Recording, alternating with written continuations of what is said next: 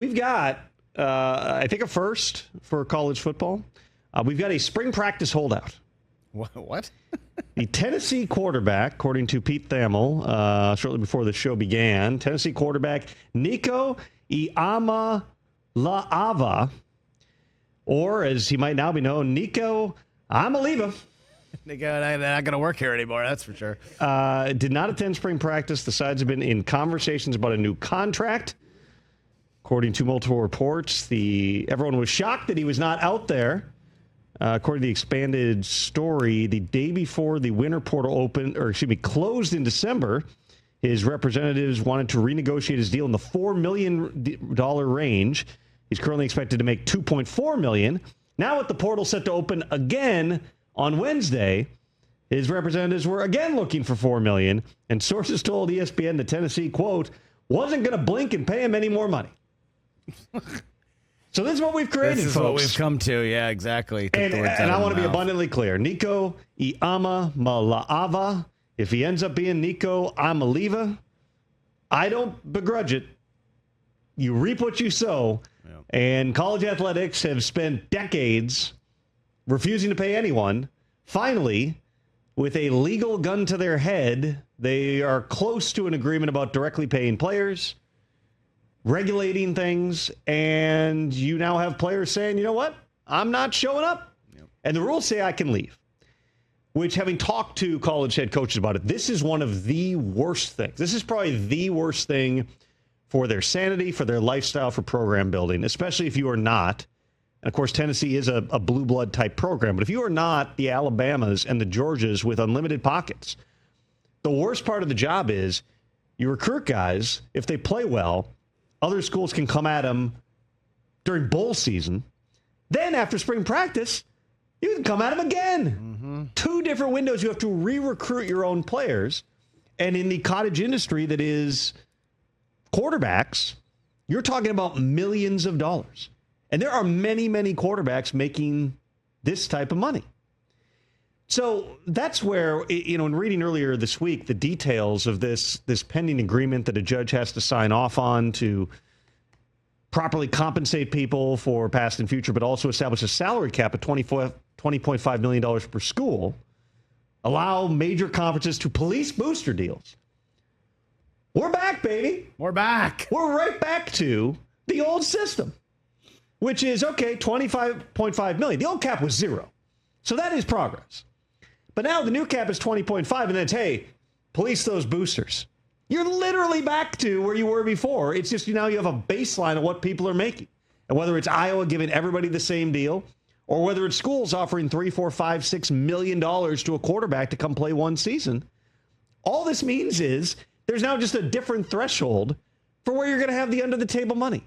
You have somehow created in this agreement, which, again, let's be clear, better than the old system of no dollars allowed and everything was illegal. Right.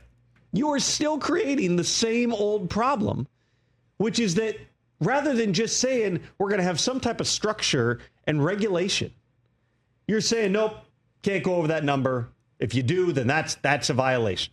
Who is policing that? The conferences that have a vested interest in making sure that they're in the big bowl games and they're in the college football playoff, they're going to be the ones that are policing this? You, Lieutenant Weinberg? They're putting I don't see Greg Sankey crawling under the table to see if someone's got a paper bag with some money in it. It's just it's not realistic. Yeah. How you spend this much time and you arrive at a system that is exactly the same. It's self-preservation. There's no question about that. But how in the world is that better? Nico Iamaleava is going to be a test case for how binding certain agreements are. The answer, of course, appears not. There's not a collective bargaining agreement. That's the other thing. There's no union. No union. In the NFL, the reason that the salary cap and the structures of rookie contracts and tenders and everything else, the reason it works is because it's collectively bargained. Because the players are bound by those rules. Here you're creating a system where, by the way, you still can opt out of the main settlement and sue separately. You got the guy with the buzzer beater for Villanova Yeah, Chris Jenkins. Currently, he just filed his own lawsuit while they're trying to resolve this. He said, you know what? I specifically would have made more money than I'm going to get. I'm going to do my own thing.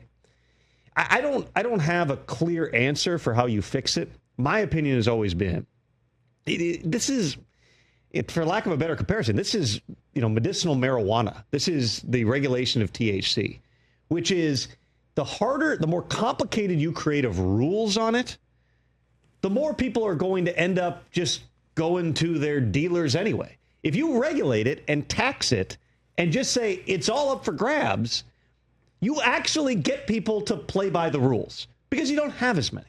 If you create this complicated tiered system of, all right, we have a specific salary cap per team. Now, these booster deals, you got to regulate them separately, and anything over that's a violation. You're going to go back to a, quite frankly, feckless agency like the NCAA.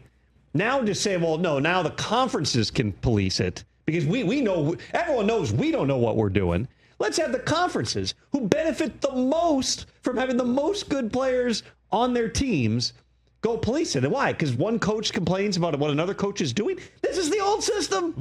It's the exact old system. This is like The Office. It's like it's the same picture. How do you guys not see it? It's the exact same problems that you had before. And these are super conferences now. The days of the 10-team conference are over. See ya. 20 team plus. Like, you're going to have to hire an entire investigative body on this. The way that things are calculated is going to be subject to it. You're going to have complicated accounting mechanisms. Listen, salary caps are ultimately good for sports. Look no further than baseball to see how out of whack the economics of your sport can get if you don't have a cap that promotes equity. Catch the Rich Eisen Show live weekdays from 12 to 3 p.m. Eastern on Roku Sports Channel in the U.S.